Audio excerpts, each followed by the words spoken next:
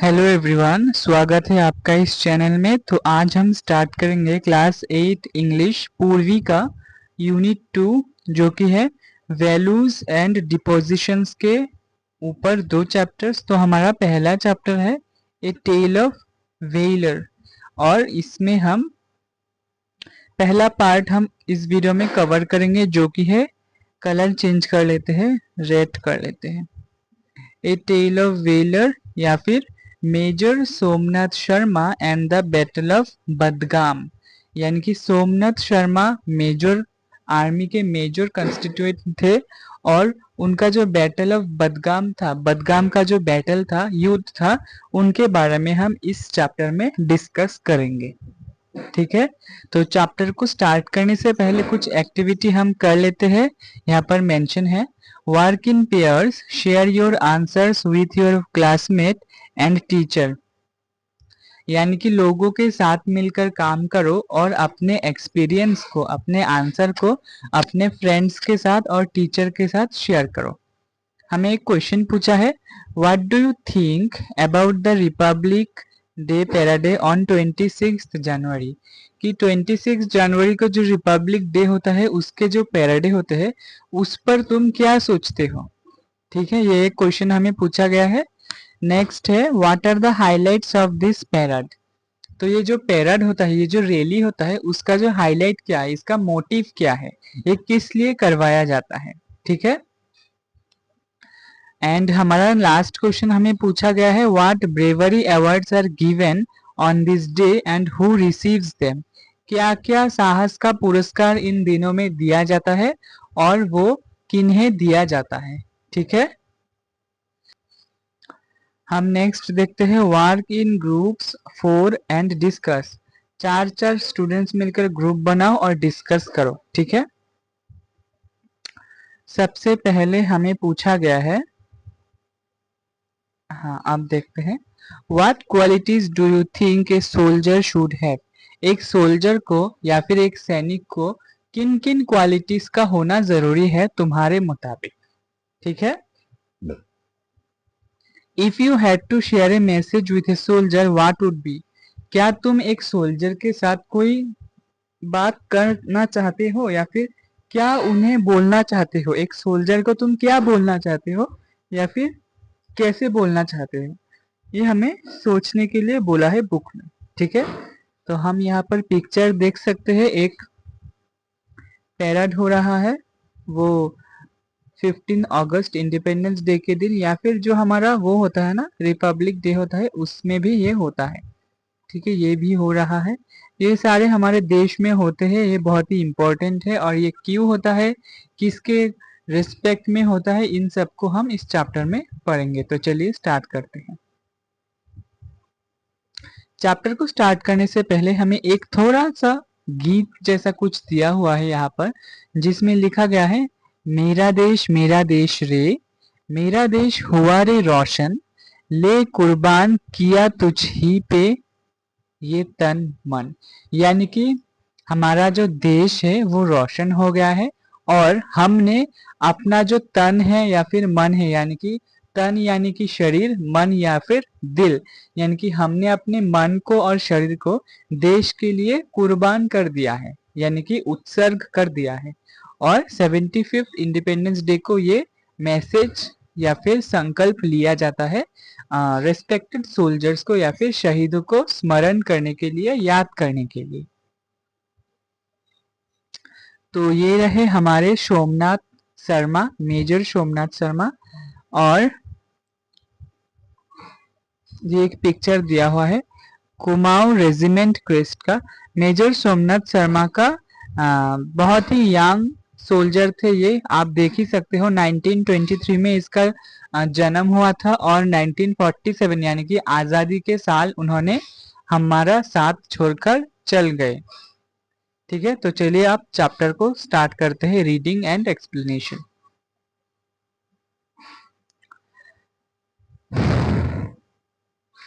तो यहाँ पर दिया हुआ है, this is a tribute to the valiant major Somnath Sharma, यानी कि मेजर सोमनाथ शर्मा को श्रद्धांजलि दिया जाता है। India's first recipient of the Paramvir Chakra. Paramvir चक्र मिलने वाले इंडिया के पहले रिसिपेंट या फिर पहले आदमी को। Whose name is etched in the annals of history, जिसका नाम इतिहास में रह जाएगा सदा के लिए। ठीक है, उसके बाद क्या लिखा है, his bravery and sacrifice stands as a beacon of inspiration for generation. Beacon का मतलब हम यहाँ पर देख लेते हैं। बीकन क्या होता है, ए सोर्स ऑफ इंस्पिरेशन, यानी कि इंस्पिरेशन का एक सोर्स। हम किसी आदमी को देखकर इंस्पायर होते हैं ना कि मैं उसके जैसा बनूंगा, मैं इनके जैसा बनूंगा, इसी तरह इंस्पिरेशनल एक सोर्स होता है। तो वो क्या बन गए थे, उनका जो ब्रेवरी थे, उनका जो साहस था और सेक्रीफाइस था, यानी कि उन्होंने जो कुछ भी छोड़ा देश के लिए, वो सभी के लिए कि एक बीकन बन गया है। At every intersection of patriotism, whether through the National War Memorial, soul-stirring patriotic songs, books and stories recounting acts of valor, or the celebrations of Azadi का Amrit Mahotsav, his memory is honored। यानी कि चाहे कुछ भी हो जाए देश में, हर एक फेस्टिवल में, हर एक जो देश से रिलेटेड फंक्शंस होते हैं, प्रोग्राम्स होते हैं, उनका नाम लिया जाता है। ठीक है, वेलर का मीनिंग यहाँ पर देख लेते हैं। वेलर का मीनिंग होता है करेज, यानी कि साहस दिखाना या फिर उत्साह दिखाना। नेक्स्ट लाइन पढ़ते हैं, major Somnath Sharma is legacy of courage and devotion to the nation remains forever alive. उनका जो साहस था, उन्होंने देश के लिए जो किया था, वो उन कामों के लिए मेजर सोमनाथ शर्मा हमारे दिलों में सदा के लिए बसे रहेंगे। ठीक है, forever alive reminding us of the ultimate price paid for our freedom. और हम हमेशा उनका जो दान है, योगदान रहा है देश को आजाद करने के लिए, उन्हें हम कभी भूल नहीं पाएंगे। नेक्स्ट लाइन पढ़ते हैं, the serene Kashmir valley in the shadows of the majestic Himalayas witnessed a tale of extraordinary heroism and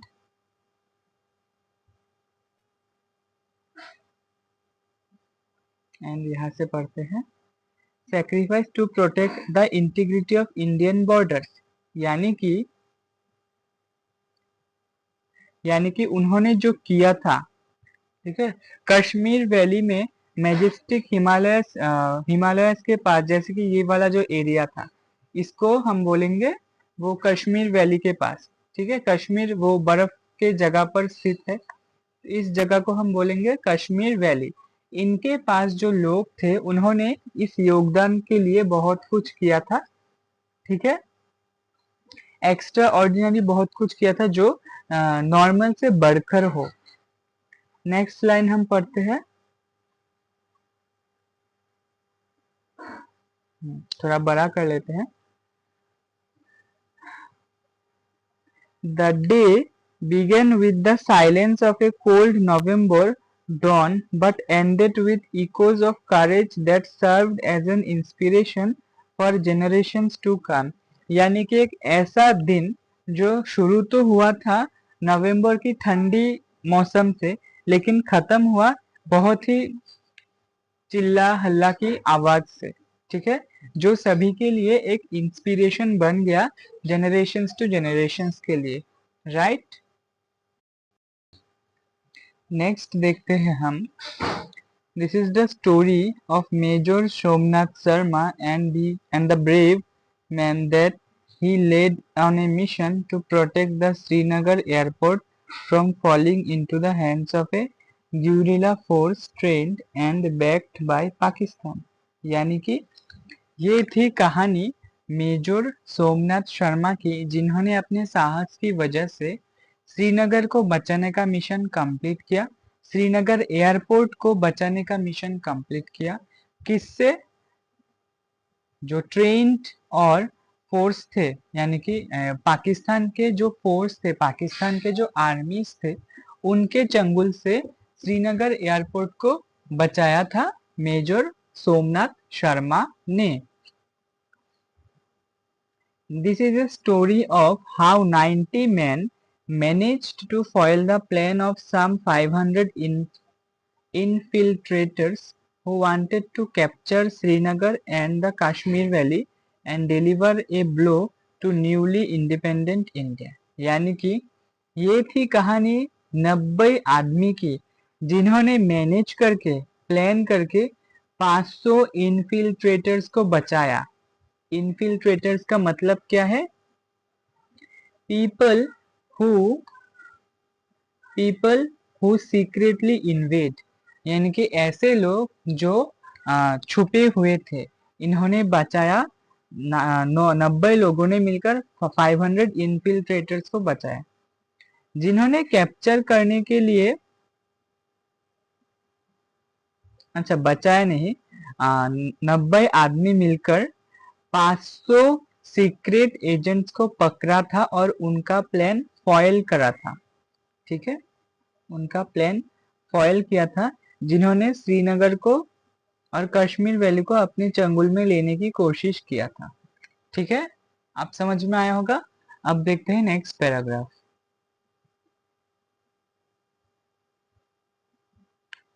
अब हमें क्या पढ़ना है? The events that led to the Battle of Budgam started in August 1947। बदगाम का जो युद्ध है वो तब शुरू हुआ था जब इंडिया आजाद हो गया, उसके बाद, यानी कि अगस्त 1947 में 15 अगस्त को इंडिया आजाद हुआ, उसके आसपास ही ये युद्ध शुरू हुआ था। When Pakistan launched Operation Gulmarg to annex the Kashmir Valley, जब पाकिस्तान ने कश्मीर को अटैक करने के लिए ऑपरेशन गुलमार्ग के नाम से एक मिशन स्टार्ट किया था। This was in violation of an existing agreement with Hari Singh, the Maharaja of Jammu and Kashmir, who had committed Pakistan not to attack the state। लेकिन पाकिस्तान ने कश्मीर के राजा हरि सिंह से एक एग्रीमेंट किया था, एक उन्होंने डील किया था कि हम कश्मीर पर अटैक नहीं करेंगे, लेकिन पाकिस्तान के लोग वो एग्रीमेंट को तोड़कर कश्मीर के वैली पर अटैक कर रहे थे। ठीक है, However, instead of honoring the commitment, the Pakistani army trained and equipped around 1,000 invaders who possessed deep knowledge of mountain passes and the local terrain to enter Kashmir and take control of strategic locations including the Srinagar airport। तब पाकिस्तान के army ने क्या किया? कश्मीर के कुछ secret agents को use करके उनको पैसे देकर, लालच देकर उनके लोकल आदमियों को कश्मीर पर एंटर करने की कोशिश की और श्रीनगर एयरपोर्ट को अपने चंगुल में लाने के लिए कोशिश किया। ठीक है, एनेक्स का मतलब देख लेते हैं, to take position of, possession यानी कि कोई भी सिचुएशन को अपने हाथ में लेने की कोशिश करना। नेक्स्ट पैराग्राफ देखते हैं यहाँ पे। The ultimate goal of their plan was to engineer a revolt in Kashmir, यानी कि उन लोगों का गोल यही था कि कश्मीर में एक मूवमेंट क्रिएट करना। Overthrow the government and capture the territory, कि सरकार को ये पता ना चले और टेरिटरी को पकड़ लेना। टेरिटरी यानी कि जो हमारा वो हो गया ना, अंडमान एंड निकोबार आइलैंड्स, वो सारे हो गए। If they had succeed, it would have allowed them to control strategic mountain passes, peaks and rivers। अगर वो सफल हो जाते, अगर वो अपने मिशन में कामयाब हो जाते, तो वो हमारे देश के कुछ नदी के इलाके और पर्वत के इलाके जैसे कश्मीर को अपने हाथों के चंगुल में ले लेते। On 22 October, Operation Gulmarg was launched and these infiltrators invaded Kashmir, which led to the princely state becoming a part of India on 26 October 1947। लेकिन इंडिया और पाकिस्तान के इस युद्ध में इंडिया ने जीत कर कश्मीर को अपना पार्ट बना लिया 26 अक्टूबर 1947 को। ठीक है, नेक्स्ट पैराग्राफ पढ़ते हैं। In response to this invasion, the government of India sent its troops to defend defend the people of Kashmir and India's borders on 27 October 1947. इसके रेस्पॉन्स में भारत सरकार ने क्या किया, लोग भेजे कश्मीर को प्रोटेक्ट करने के लिए और इंडिया के बॉर्डर में पाकिस्तानी आर्मी को पकड़ने के लिए. A contingent of troops posted to Jammu and Kashmir was airlifted into Srinagar because the land route through Pathankot was not in a good condition. लेकिन श्रीनगर का जो एयरपोर्ट था वो अच्छी हालत में नहीं था, तो भारत सरकार ने वहां पर भी अपने जवान भेजे.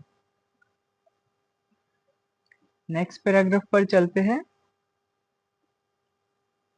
हाँ आप ठीक है.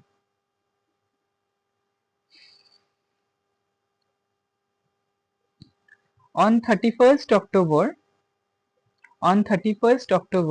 the D Company of the 4th Battalion of Kumaon Regiment under the command of Major Somnath Sharma was also flown into Srinagar. 31st अक्टूबर को जो डी कंपनी था वो वहां पर कूद पड़ा मेजर सोमनाथ शर्मा के कहने पर श्रीनगर पर चला गया. कॉम्बैट यानी कि बैटल, युद्ध, और अनफाउंडेड यानी कि नॉट बेस्ड ऑन रीजन और फैक्ट्स यानी कि कुछ मतलब के अलावा. ठीक है. At that time, Major Somnath Sharma's left hand was in plaster, but he insisted on being with his company while in combat. उसी समय मेजर सोमनाथ शर्मा का जो बायां हाथ था वो प्लास्टर था, तो वो तो युद्ध में पार्टिसिपेट नहीं कर सकते थे, लेकिन उन्होंने पार्टिसिपेट किया और अपना ड्यूटी बहुत ही अनसेल्फिशली निभाया. He knew that this mission would be very challenging and told his senior officers, I know my men better than anyone else, and if they are going into action, they are not going in without me.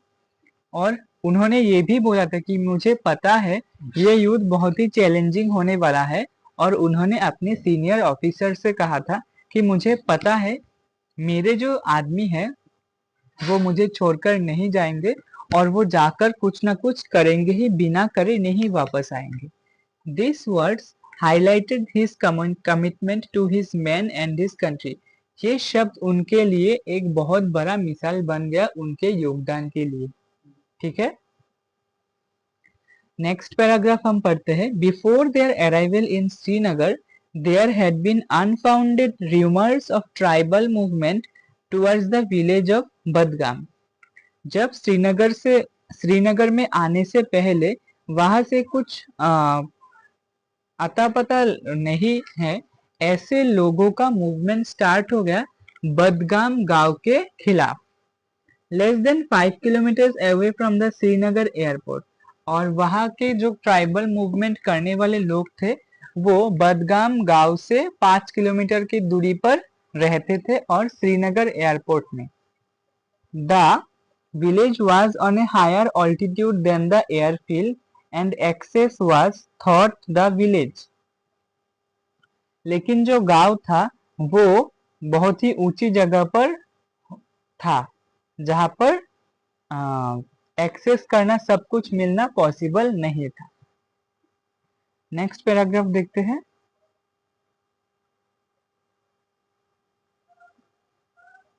यहाँ से Hence, it was not important for Indian forces to retain control of the area in order to protect troops and facilitate supplies arriving via air.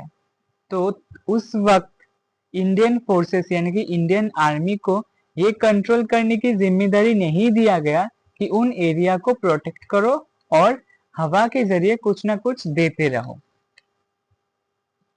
In reality, the enemy had started arriving in Badgam in small groups to avoid detection. लेकिन असली में क्या हुआ, जो हमारे दुश्मन थे वो छोटे छोटे ग्रुप्स में वो उस गांव में घुसना स्टार्ट कर दिए थे ताकि कोई उन्हें पहचान ना सके. On 3rd November 1947, several companies including Major Somnath Sharma's D Company were sent to patrol and assess emerging threats in and around the village. तो 3 नवंबर को डिफरेंट डिफरेंट कंपनी को भेजा गया उस गांव में, ताकि वो जहां से धमकी मिल रहा है उन लोगों को कि तुम लोग चले जाओ यहाँ से, उन लोगों को पकड़ सके। Throughout the day, the valley was eerily silent. Eerily का मतलब होता है in a strange, frightening and mysterious way, यानी कि एक रहस्यमय तरीके से चुप हो जाना। ठीक है। Throughout the day, the valley was eerily silent, यानी कि अचानक से कोई जगह साइलेंट हो जाना, चुप हो जाना। Around afternoon, the companies were ordered to return one by one. दोपहर को कंपनीज को ये निर्देश दिया गया कि तुम चले जाओ एक एक करके। D company with 90 soldiers was the last and they were expected to return by 2 p.m. उनमें से जो D कंपनी था, उन्होंने उनका लास्ट बारी था, यानी कि वे सबसे लास्ट में जाएंगे और जाते जाते उनका लगभग 2 बज जाएगा टाइम दोपहर के। ठीक है, देखते हैं next paragraph.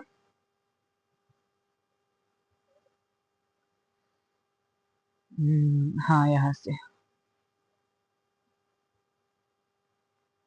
When the enemy tribal guerrilla invaders, enemy कौन थे? Tribal guerrilla invaders under the command of Pakistani army saw that only a small group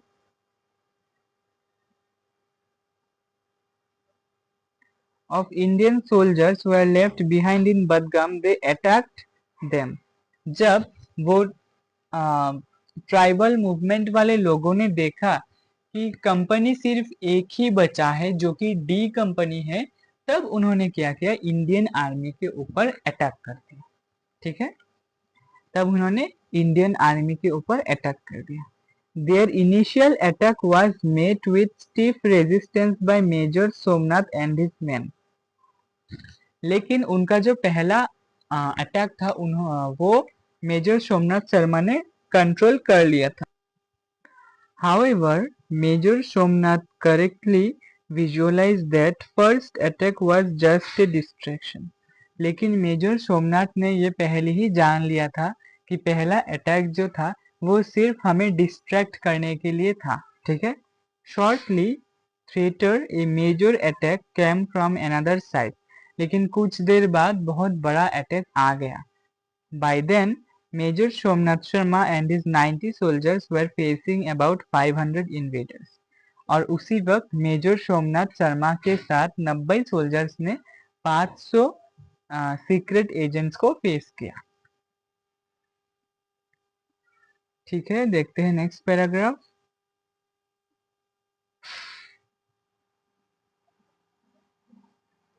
the Pakistani invaders, colour change कर लेते हैं, ग्रीन कर लेते हैं।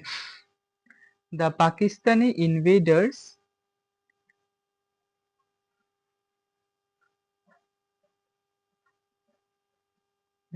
ठीक है।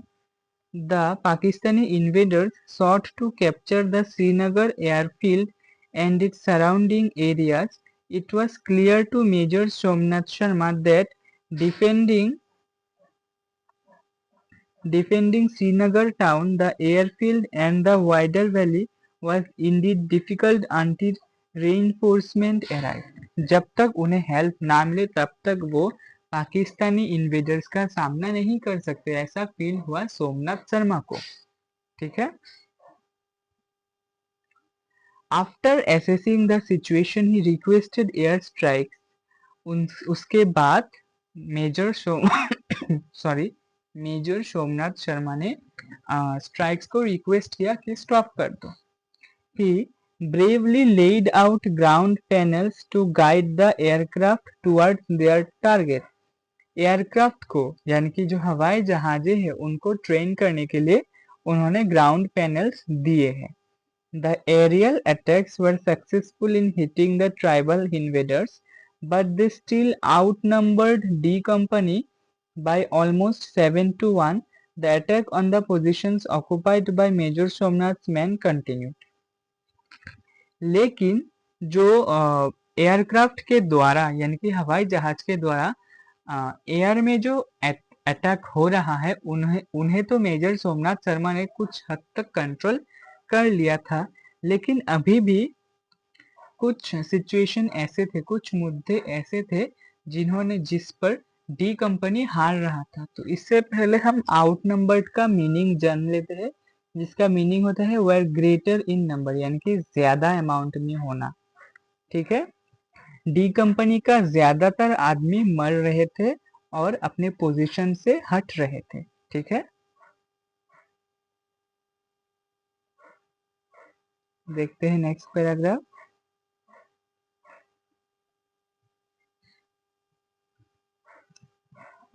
Vastly outnumbered and facing devastating fire, Major Somnath Sharma and his men start resolute. Resolute का मतलब होता है determined, यानी कि दृढ़ रहना। और इसी अटैक के बाद मेजर सोमनाथ शर्मा और उसके आदमी डिटरमाइंड हो गए कि हमें अलर्ट रहना होगा। The air was thick with the sound of gunfire and the cries of battle, but Major Somnath Sharma's voice cut through the chaos, urging his men to fight with tenacity and valor. Tenacity का मतलब होता है determination.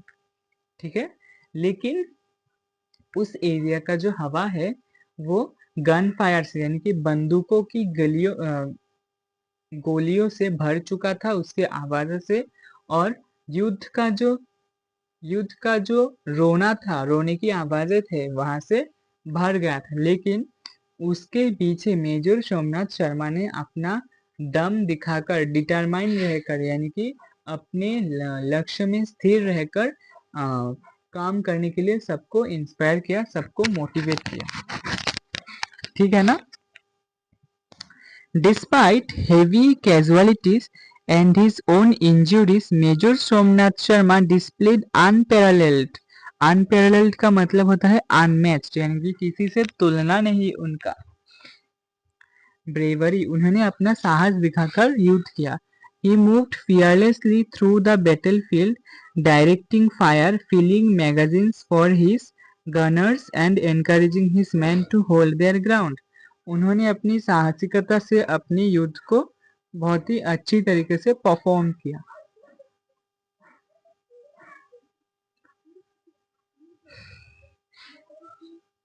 तो यहाँ पर आप picture देख सकते हो, यहाँ पर पिक्चर भी दिया हुआ है कैसे वो युद्ध कैरी हुआ था। ठीक है, यहाँ पर बहुत अच्छे तरीके से पिक्चर दिया हुआ है, तो आप ये देख सकते हो।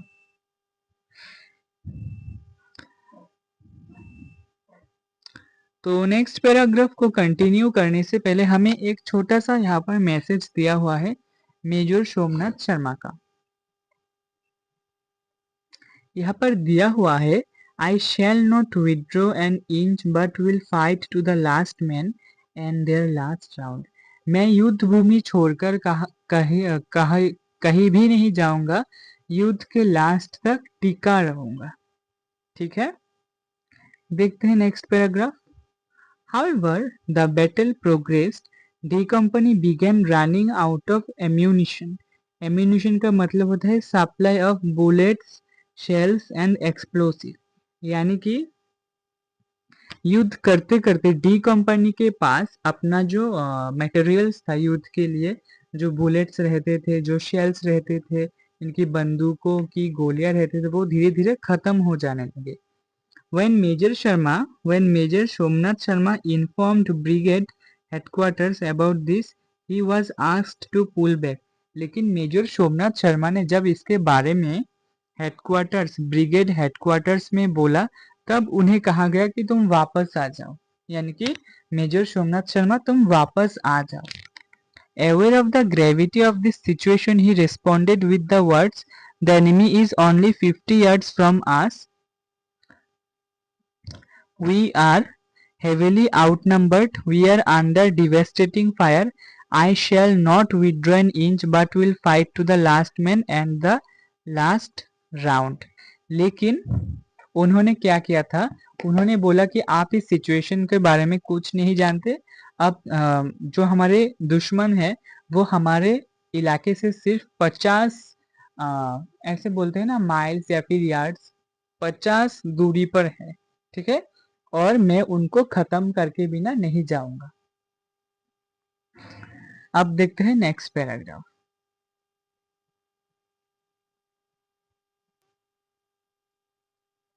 नेक्स्ट पैराग्राफ में हमें दिया हुआ है, कहाँ से था, अच्छा sorry, just a few minutes later when he was crouched in a trench next to machine gun operator in order to help him load the gun, his position was hit by a mortar shell killing him instantly।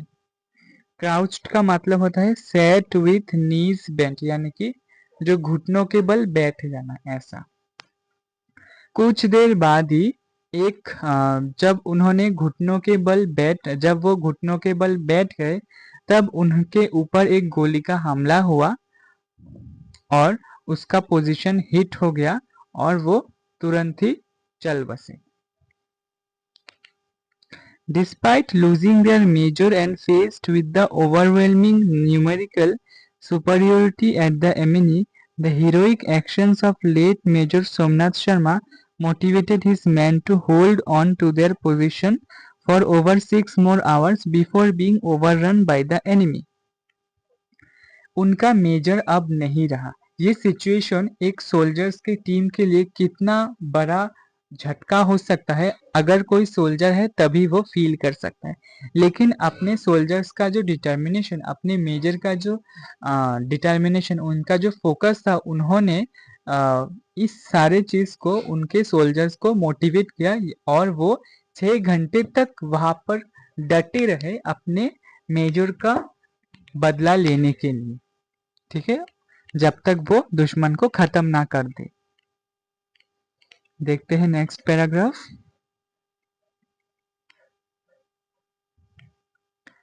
Their brave resistance provided time for reinforcements to arrive, including flying in soldiers from the Punjab regiment to Srinagar।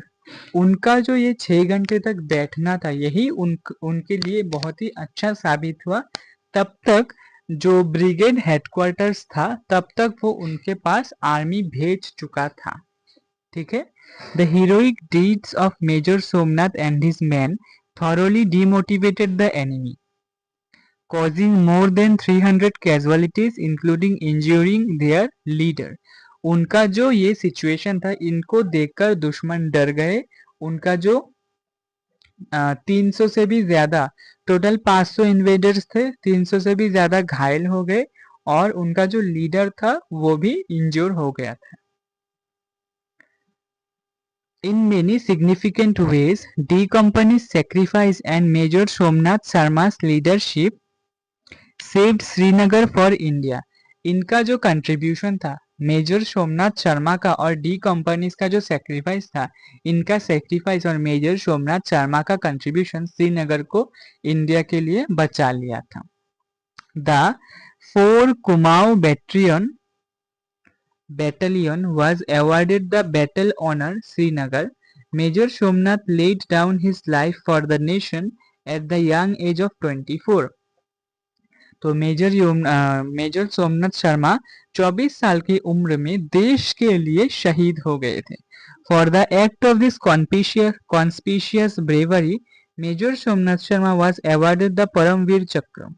इनके इस योगदान के लिए, देश के योगदान के लिए उनको परमवीर चक्र अवार्ड किया गया। कॉन्स्पिशियस का मतलब होता है नोटिसेबल, यानी कि कुछ ऐसा करना ताकि सबकी आंखों में तुम नोटिस हो सको।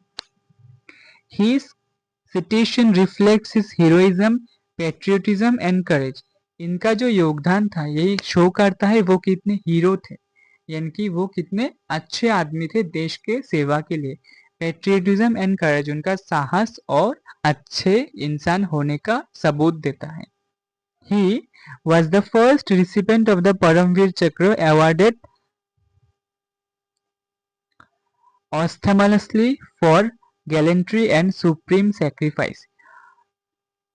ऑस्थमसली का मीनिंग होता है आफ्टर डेथ, यानी कि मृत्यु के बाद, मरने के बाद जो अवार्ड आपको दिया जाता है। आई होप यहाँ तक आपको समझ में आया होगा। अब देखते हैं नेक्स्ट पैराग्राफ। तो नेक्स्ट पैराग्राफ में हमें कुछ खास नहीं दिया हुआ है, सिर्फ यहाँ पर मेजर सोमनाथ शर्मा का एक रियल पिक्चर दिया हुआ है, ठीक है, और एक एक पेंटिंग दिया हुआ है। यहाँ पर लिखा भी हुआ है मेजर सोमनाथ शर्मा परमवीर चक्र।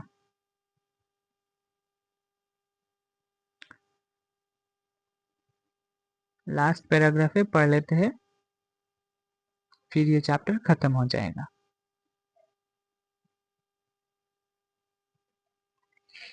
क्या बोला गया है यहाँ पर? We have delved into how the events of 3 November 1947 played out. हम ये सब जानते थे कि 1947 का 3 नवंबर किस तरह से गया था। It is also worth knowing more about the early life of Major Somnath and the events that led him to make the ultimate sacrifice for the nation. और ऐसे situations जिनको उन्होंने गले लगाकर अपने देश के लिए अपना जान त्याग दिया था। Born on 31st January 1923 in the picturesque town of Dad in Kangra, Himachal Pradesh, Somnath Sharma belonged to a family with a rich military legacy. यानी कि उनका जन्म 1923 31 जनवरी को हुआ था। कहाँ पर हुआ था? दद में, कांगड़ा के, हिमाचल प्रदेश में। ठीक है, लेगेसी का मतलब होता है life experience, values, beliefs and traditions passed down from generations to generation. यानी कि वो एक ऐसे परिवार में जन्म लिए थे जहाँ पर लेगेसी था, यानी कि जनरेशन से जनरेशन बहुत ही अच्छे फैमिली से वो बिलोंग करते थे। His father, Major General Amarnath Sharma, had served the nation with distinction. उसके फादर भी, उसके पिता भी जनरल थे जिनका नाम था Amarnath Sharma. Young Somnath was also deeply inspired by valorous tales of the Mahabharata imparted to him by his grandfather. और उनके जो परदादा थे वो महाभारत पढ़ते थे और सोमनाथ शर्मा उस महाभारत के कुछ कोट से भी अपने आप को इंस्पायर करते थे।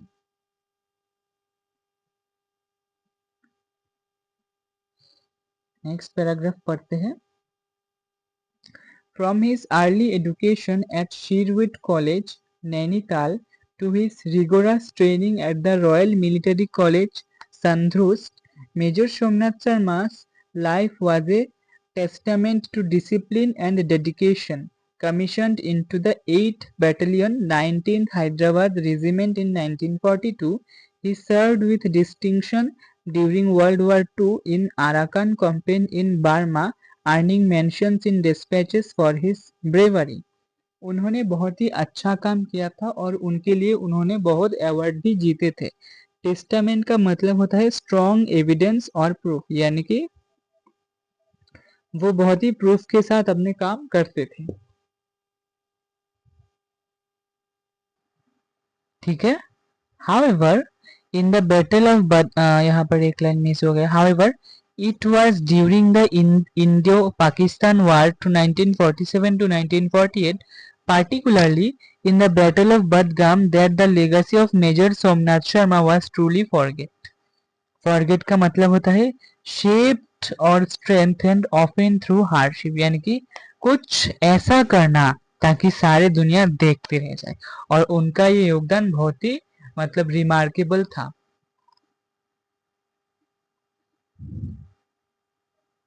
लास्ट पैराग्राफ पढ़ते हैं इस चैप्टर का। The life and sacrifice of major Somnath Sharma embody the highest ideals of duty, honor and patriotism. He has been a source of inspiration for soldiers and citizens alike. Most importantly, his story is a reminder of the sacrifices made by countless men and women in defense of the motherland and highlights the profound sense of duty that is inspired them.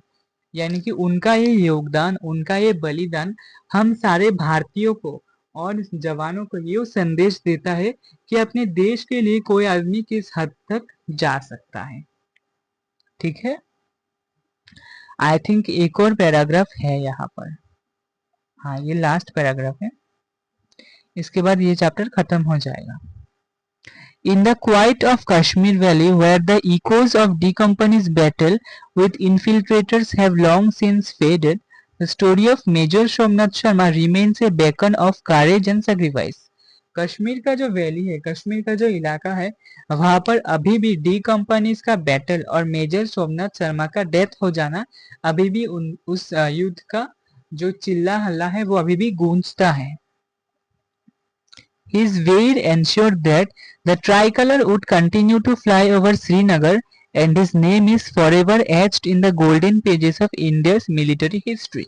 The life and legacy of Major Somnath Sharma stands as a poignant reminder of the price of the freedom and the enduring spirit of those who fought to protect it. उनका जो योगदान रहा, उनका जो life था, legacy वाला life था, वो बचपन से ही वैल्यूज से बड़े हुए थे। वैल्यूज, डिटर्मिनेशन और फोकस्ड से अपने लक्ष्य को पहुंचना या फिर लक्ष्य को पाना ही उनका मेन मोटिव था। पोइग्नेंट का मतलब होता है emotional and sad. He story marked by selflessness and bravery. उनका जो ये कहानी थी, ये बहुत ही अपने लिए नहीं, निस्वार्थ के जरिए वो ऐसा करते थे और साहसी के जरिए वो ऐसा करते थे। Will continue to inspire and guide generations to come, ensuring that his sacrifice is never to be forgotten. इसका जो स्टोरी है वो हमारे यंग जनरेशंस को इंस्पायर करते हैं कि आओ देश के लिए बहुत कुछ करो बिना अपने बारे में सोच कर। His name is etched on the honor wall of the National War Memorial. उसका जो नाम है वो नेशनल वॉर मेमोरियल में ऐसे लिखा गया है। ठीक है, आई थिंक आपको समझ में आया होगा। तो इसी के साथ ये वाला चैप्टर खत्म हो जाता है। जाते जाते एक और छोटा सा लाइन पढ़ लेते हैं यहाँ पर। Let us salute to this brave heart. इस ब्रेव हार्ट को हम सैल्यूट करते हैं। वंदे मातरम, वंदे मातरम, सुजलम सुफलम मलयज शीतलम शस्य श्यामलम मातरम वंदे मातरम, वंदे मातरम, वंदे मातरम। जय हिंद। सो इसी के साथ ये वाला वीडियो खत्म हो जाता है।